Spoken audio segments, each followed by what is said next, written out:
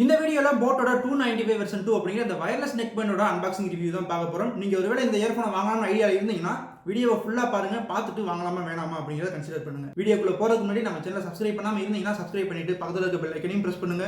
இப்போ வாங்க வீடியோக்குள்ள போலாம்.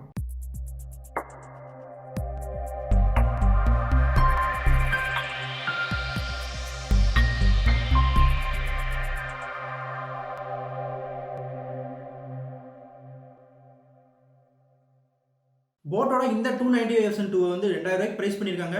ஃபர்ஸ்ட் இந்த இயர்ஃபோனை அன்பாக்சிங் பண்ணிட்டு உங்களுக்கு என்னெல்லாம் கொடுத்துருக்காங்க அப்படிங்கிறத பார்க்கலாம். பார்த்துட்டு இந்த இயர்ஃபோனோட குவாலிட்டி எப்படி இருக்குது, 2000 ரூபாய்க்கு ஒர்த்தா இருக்கா இல்லையா அப்படிங்கிற எல்லா விஷயத்தையுமே பார்க்கலாம். வீடியோவை ஸ்கிப் பண்ணாமல் பாருங்க.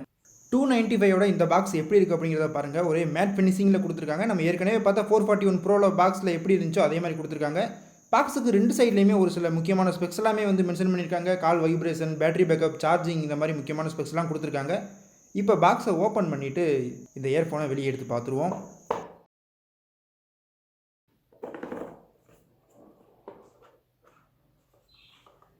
பாக்ஸை ஓப்பன் பண்ணதுமே ரொம்பவே சேஃப்டியான ஒரு பேக்கிங்கில் இந்த இயர்ஃபோனை வச்சுருக்காங்க.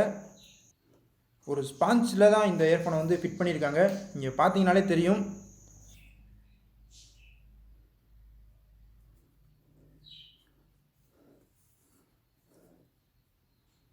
இப்போ இயர்ஃபோனை வச்சுட்டு கீழே என்னெல்லாம் கொடுத்துருக்காங்க அப்படிங்கிறத பார்க்கலாம். இங்கே ஒரு யூசர் மேனுவல் கொடுத்துருக்காங்க இந்த 295 வெர்ஷன் 2க்காக. டியூன் அப் த வைப் அப்படின்னு போட்டிருக்கு.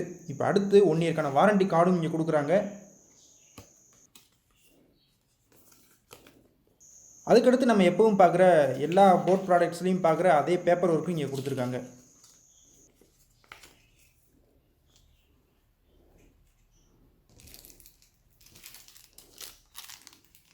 அடுத்து இங்கே ஒரு சின்ன கவரில் 2 செட் எக்ஸ்ட்ரா இயர்பட்ஸும் அதே மாதிரி 2 செட் ரப்பர் கிளிப்ஸும் கொடுக்குறாங்க.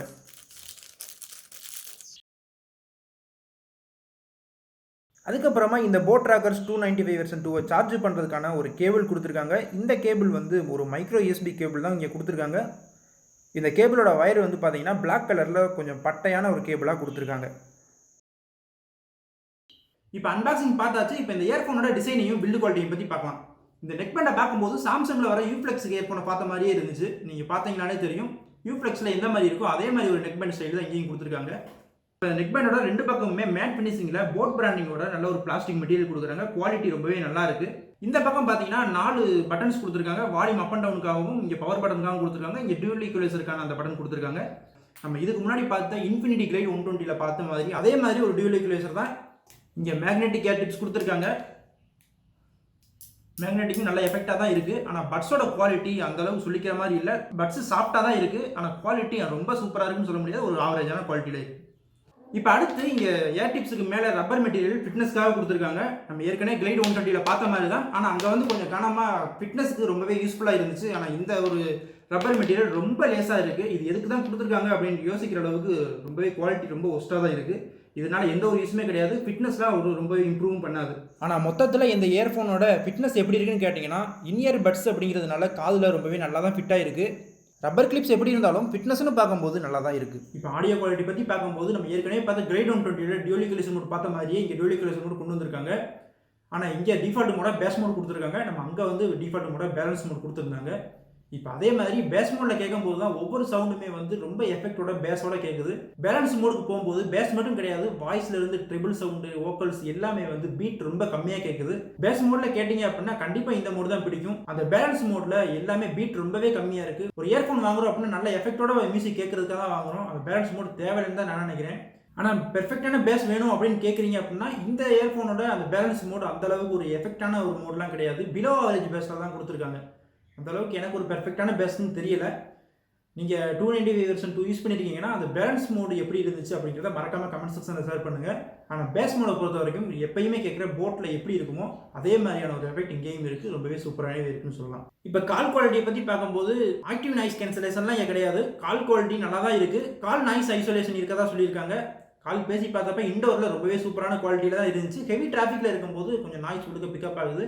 ஆனால் இருந்தாலும் குறை சொல்லிக்கிற மாதிரியான கால் குவாலிட்டி இல்லை.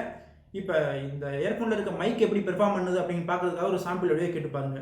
இப்போ நீங்கள் கேட்டுக்கிட்டு இருக்க இந்த ஆடியோ வந்துட்டு போட்டோட 295 வெர்ஷன் 2ல இருக்க அந்த மைக்லேருந்து ரெக்கார்ட் ஆகிட்டு இருக்கு. வாய்ஸ்லாம் எப்படி இருக்குது அப்படிங்கிறத பாருங்கள். இந்த இயர்ஃபோனை ஆன் பண்ணும்போதும் ஆஃப் பண்ணும்போதும் சரி, இல்லை கனெக்ஷன் அப்பையும் சரி, வால்யூம் மேக்ஸிமம் வால்யூம் கொண்டு போகும்போது மினிமம் வால்யூம் கொண்டு போகும்போது வாய்ஸ் கமெண்ட்லாம் வந்து கொடுக்குது, ரொம்பவே நல்லா இருந்துச்சு. இப்போ இந்த இயர்ஃபோனில் இருக்க மைக்லேருந்து ரெக்கார்ட் ஆன வாய்ஸ் எப்படி இருந்துச்சு, பேக்ரவுண்டில் இருக்க நாய்ஸ் எதுவும் பிக்கப் ஆச்சா இல்லையா அப்படிங்கிறத கமெண்ட் செக்ஷனில் மறக்காம ஷேர் பண்ணுங்க. அடுத்து இந்த இயர்ஃபோனில் டுவெல் பேரிங் மோடும் கொடுத்துருக்காங்க. நம்ம ஒரே நேரத்தில் 2 டிவைஸோடையும் கனெக்ட் பண்ணிக்க முடியும். கனெக்ட் பண்ணி பார்த்தப்பே நல்லா தான் ஒர்க் பண்ணுச்சு. இந்த 295 வெர்ஷன் 2க்கு IPX7 ரேட்டிங் கொடுத்துருக்காங்க. அதனால தண்ணி பட்டாலும் எந்த பிரச்சனையுமே கிடையாது.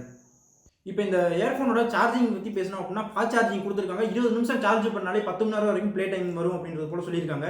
இருந்தாலும் இதில் ஒரு டிராபேக்காக இருக்குது, டைப் சி போர்ட் கிடையாது, மைக்ரோ USB போர்ட் தான் இன்னும் கொடுக்குறாங்க. இது ஒரு பெரிய டிராபேக்காக தான் நான் நினைக்கிறேன். ஏன்னா இங்கே ஃபாஸ்ட் சார்ஜிங் இருந்தால் கூட இப்போ இருக்க இயர்ஃபோன்ஸ் வரது ஃபுல்லாகவே டைப் சியோட தான் வருது. இப்போ அப்படி இருக்கும்போது இவங்க டைப் சி கொடுக்காம இங்கே மைக்ரோ USB தான் கொடுத்துருக்காங்க. அந்த ஒரு விஷயத்தில் ஒரு சின்ன மைனஸாக தான் தெரியுது. இது ஒரு வேளை பட்ஜெட்டை கொஞ்சம் குறைச்சி விட்டுருந்தாங்கன்னா இது ஒரு ஓகேவான ப்ராடக்டாக இருந்திருக்கும். அவ்வளோதான் இந்த Boat Rockerz 295 வெர்ஷன் 2 இந்த வீடியோ. இந்த வீடியோ பிடிச்சிருந்துச்சு அப்படின்னா லைக் பண்ணுங்க. இந்த இயர்ஃபோனை பற்றி நீங்கள் என்ன நினைக்கிறீங்களோ அதை வந்து மறக்காம கமெண்ட் செக்ஷனில் ஷேர் பண்ணுங்க. இந்த இயர்ஃபோனோட மற்ற இயர்ஃபோன் கம்பேரிசன் வேணும் அப்படின்னாலும் அந்த இயர்ஃபோன் என்ன அப்படிங்கிறதையும் கமெண்ட் செக்ஷனில் மறக்காம ஷேர் பண்ணுங்க. அடுத்து ஒரு நல்ல வீடியோவில் சந்திப்போம்.